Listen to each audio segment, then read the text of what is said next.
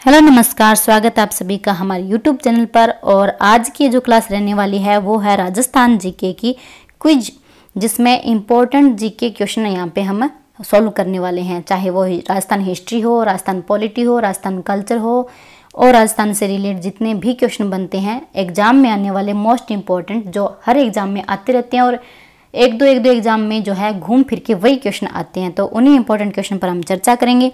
तो इस सेशन में बने रहिए और इसे स्किप मत कीजिए, वीडियो कंप्लीट देखिए और इसे शेयर भी कर दीजिएगा। तो चलिए शुरू कर लेते हैं आज की क्लास का फर्स्ट क्वेश्चन की मोरेल नदी हाड़ौती गांव में किस नदी में मिल जाती है। यहाँ पे जो मोरेल नदी है वो यहाँ पे पूछा है कि जाकर कौन सी नदी में मिल जाती है, यानी कि मेन हम पूछें कि मोरेल जो है किसकी सहायक नदी है। तो यहाँ पे हम देखते हैं कि मोरेल जो है वो बनास की सहायक नदी है। हो गया एक क्वेश्चन क्लियर, आपके एग्जाम में एकदम ऐसा ही छपने वाला है और इसे याद कर लीजिएगा। नेक्स्ट हम देखते हैं कि राजस्थान में तंबाकू की किस किस्म का सर्वाधिक उत्पादन किया जाता है। जैसे कि गंगानगर और हनुमानगढ़ में हम देखते हैं कपास सर्वाधिक ज्यादा होती है, तो राजस्थान में कम तंबाकू पूछा है तो कौन सी किस्म का उत्पादन होता है। निकोटिना टुबेकम, निकोटिना गस्टिका, अरेबिका रोबोटा या फिर टुबेकम इंडिया। तो यहाँ पे हम देखते हैं कि निकोटिना टुबेकम जो है, टुबेकम जो है वो तंबाकू का भी वैज्ञानिक नाम है। तो निकोटिना टुबेकम जो है वो तंबाकू यहाँ पे राजस्थान में सर्वाधिक ज्यादा बोई जाती है। नेक्स्ट हम देखते हैं कि राजस्थान में मिर्च उत्पादन के लिए प्रसिद्ध जिले हैं। राजस्थान में मिर्च उत्पादन के लिए जो जिले प्रसिद्ध हैं वो है उदयपुर, चित्तौड़गढ़ और जोधपुर। ये जो जिले हैं मिर्च उत्पादन में अपना फेमस स्थान रखते हैं, जैसे कि मिर्ची बड़ा जोधपुर का भी फेमस है। आगे हम देखते हैं कि एक थम्बिया महल जो राजस्थान की स्थापत्य कला से ये क्वेश्चन पूछा गया है। एक थम्बिया महल किस स्थान पर है। एक थम्बिया पूछा यहाँ पे डूंगरपुर, बांसवाड़ा, भीलवाड़ा और झालावाड़। तो यहाँ पे हम बताते हैं कि जो एक थम्बिया महल है वो डूंगरपुर में है। ठीक है, एक थम्बा मीनार जिसे प्रहरी मीनार भी कहते हैं जो कि जोधपुर में है, और यहाँ पे पूछा है एक थम्बिया महल जो कि डूंगरपुर में है।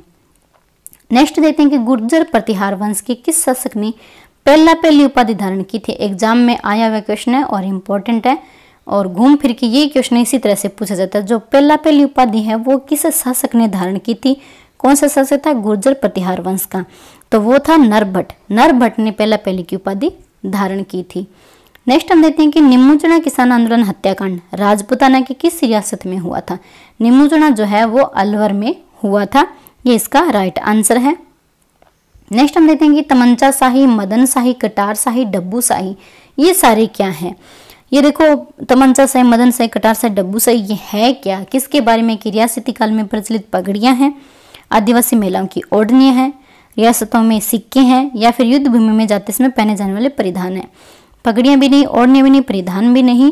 तो ये जो तमंचा शाही ये जो सारे हैं ना, वो सारे क्या हैं, यहाँ पे हम देखते हैं कि एक सिक्के हैं जो कि रियासत काल में प्रचलित थे। चलिए नेक्स्ट क्वेश्चन देखते हैं कि किसे मत्स्य संघ का राज प्रमुख बनाया गया था। मत्स्य संघ एकीकरण का प्रथम चरण था जिसमें राज प्रमुख किसे बनाया गया था। ABCD अलवर, भरतपुर, करौली और धौलपुर, इन 4 जो जिले हैं उनको मिलाकर, 4 रियासतों को मिलाकर मत्स्य संघ का निर्माण किया गया था, और इनमें जो है राज प्रमुख किसे बनाया गया था। तो हम यहाँ देखते हैं कि उदय भान सिंह, जो उदय भान सिंह है उनको यहाँ का राज प्रमुख बनाया गया था। चलिए नेक्स्ट देखते हैं कि रावण की चंवरी कहाँ स्थित है। रावण की चंवरी और रावण का ससुराल जो है मंडोर जोधपुर में है। ये यहाँ पे जो है मंडोर जोधपुर में रावण की चंवरी है। नेक्स्ट हम देखते हैं कि निम्न में से किस स्थान पर राजस्थान में सबसे प्राचीन सभ्यता के अवशेष पाए गए हैं। सिंधु घाटी सभ्यता के समकालीन राजस्थान में अगर कहीं अवशेष पाए गए हैं तो वो एक सभ्यता है जिसका नाम है कालीबंगा सभ्यता। ये जो है सिंधु घाटी सभ्यता के समकालीन है, और यहाँ पे जो है हाड़ी या फिर आड़ी जो रेखाएं हैं वो जो लिपि है वो भी यहाँ पे पाई गई है। नेक्स्ट हम देखते हैं कि डोडिया क्या है। सीधा क्वेश्चन पूछा गया कि डोडिया क्या है। तो यहाँ पे देखते हैं किशनगढ़ के चांदी के सिक्के, कोटा के चांदी के सिक्के, या करौली के तांबे के सिक्के, या फिर जैसलमेर तांबे के सिक्के। तो यहाँ पे हम देखते हैं कि जैसलमेर रियासत के जो तांबे के सिक्के हैं वो डोडिया कहलाते थे। जैसे जयपुर के झाड़साई थे, इसी प्रकार से जो जैसलमेर के हैं वो डोडिया थे। 1857 की क्रांति में किन ब्रिटिश छावनियों ने भाग नहीं लिया था। 1857 की क्रांति में भाग नहीं लिया, तो यहाँ पे हम देखते हैं ब्यावर और खेरवाड़ा। सिंपल सी ट्रिक का भाग क्यों कौन लिया, क्रांति में भाग क्यों कौन लिया। क्रांति मतलब एक बहुत सारा एक मतलब संघर्ष होता है बहुत बड़ा, तो यहाँ पे हम देखते हैं कि जो ब्यावर और खेरवाड़ा है, ब्याह मंडे बाद में खेर को नहीं रहे, तो आप इन ट्रिक को याद रख सका। तो 1857 में सावनियों ने भाग नहीं लिया, तो वो है ब्यावर और खेरवाड़ा। 6 थी जिनमें से 4 ने तो भाग लिया था और इन 2 ने भाग नहीं लिया था। अब हम आगे देखते हैं कि राजस्थान के किस पुरातात्विक स्थल को कालीबंगा प्रथम कहा जाता है। इंपॉर्टेंट क्वेश्चन है, एग्जाम में छपेगा जरूर, रट लियो इन्हें। तो कालीबंगा प्रथम जो है वो सोथी सभ्यता को कहा जाता है, जो कि बीकानेर में जिसे कालीबंगा प्रथम कहा जाता है। नेक्स्ट हम देखते हैं कि मेवाड़ के महाराणा भूपाल सिंह किस वर्ष में राजस्थान के महाराज प्रमुख बने थे। राजस्थान के एकीकरण के बारे में ट्रिक को एक वीडियो डालूंगा, जरूर देख लियो, हेल्पफुल होगा थार सारंग लिए और मिनट में थाने याद हो जाएगा। तो मेवाड़ के महाराणा भूपाल सिंह किस वर्ष में राजस्थान के महाराज प्रमुख बने। राजस्थान के महाराज प्रमुख कब बने थे, ये बने थे 1949 में। ठीक है, नेक्स्ट हम देखते हैं कि अंग्रेज राजपूत राज्य में 1857 के विद्रोह को दबाने में सफल रहे, क्यों, क्या कारण था कि अपने राजपूताना में बहुत सारे क्रांतिकारी थे जिन्होंने विद्रोह भी किया था, लेकिन फिर भी अंग्रेज सक्सेस हो गए। इसका कारण क्या था, तो यहाँ पे हम देखते हैं कि जो स्थानीय शासक थे ना, उन्होंने क्रांतिकारियों का साथ नहीं दिया था। यही वजह थी कि स्थानीय शासकों के पास सब जो है सुविधाएं थी, अस्त्र भी थे, शस्त्र भी थे, सेना भी थी और सब जो उनकी खाने पीने की व्यवस्था सब कुछ था, लेकिन उन्होंने सहयोग नहीं किया, तो इस कारण अंग्रेज जो है सक्सेस हो गए थे।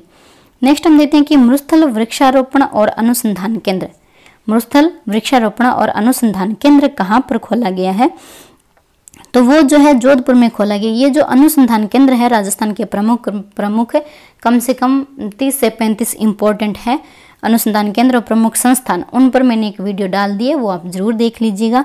और एग्जाम में है अनुसंधान केंद्र और जो वृक्ष ये जो संस्थान होते हैं उनमें से डायरेक्ट क्वेश्चन पूछे जाते हैं, तो वहाँ पे मैंने उनके बारे में जो भी चर्चाएं हैं वो कर वहाँ पे बता दिए, आप उसे देख लीजिएगा। नेक्स्ट है कि राजस्थान में पंचायती राज का प्रवर्तन सर्वप्रथम कहाँ हुआ था। तो हम जानते हैं कि 2 अक्टूबर 1959 को श्री प्रधानमंत्री जो है श्री जवाहरलाल नेहरू के द्वारा नागौर के बगदरी गांव में जो है इसकी शुरुआत की गई थी पंचायती राज की, तो ये नागौर से शुरू हुआ था।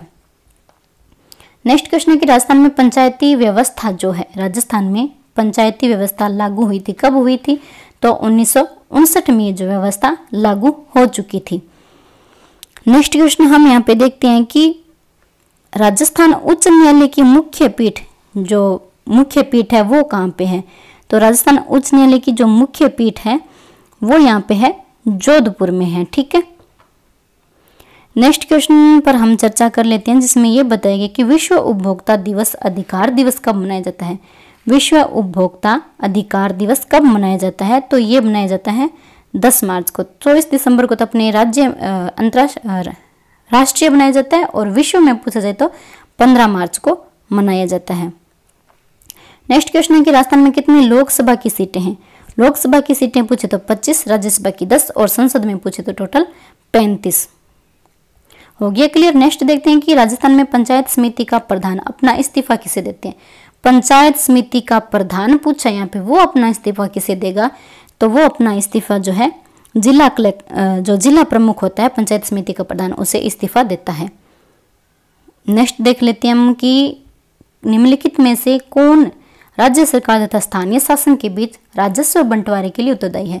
राज्य सरकार भी और स्थानीय स्वशासन, राज्य सरकार और स्थानीय स्वशासन यानी कि पंचायती राज विभाग, उनमें राजस्व का बंटारा कौन करता है, तो वो करता है राज्य वित्त आयोग, जिसका गठन हर 5 साल के अंदर किया जाता है। नेक्स्ट है कि राज्य निर्वाचन आयोग का प्रमुख कार्य क्या है। राज्य निर्वाचन आयोग जो कि अनुच्छेद जो है अपने के में है, पंचायती राज का अनुच्छेद है के 243 के, जिसमें यह बताया गया, तो इसका प्रमुख कार्य क्या था, पंचायती राज संस्थाओं का निर्वाचन करना। निर्वाचन है यानी कि निर्वाचन ही करवाएगा और उन पर अपने निर्णय देगा। नेक्स्ट है कि मुरु महोत्सव आयोजित किया जाता है, जो आरटीडीसी के द्वारा महोत्सव आयोजित किए जाते हैं, जैसे कि ऊंट महोत्सव बीकानेर में होता है, जनवरी में होता है, तो इसी प्रकार से जो मरु महोत्सव है वो कहाँ पे आयोजित होता है, तो वो होता है जैसलमेर में। ठीक है, नेक्स्ट हम देखते हैं कि नागौर मेला मुख्यतः है, नागौर मेला है वो मुख्यतः किस लिए फेमस है। धार्मिक मेला है, पशु मेला है, पर्यटक मेला या फिर सांस्कृतिक मेला है।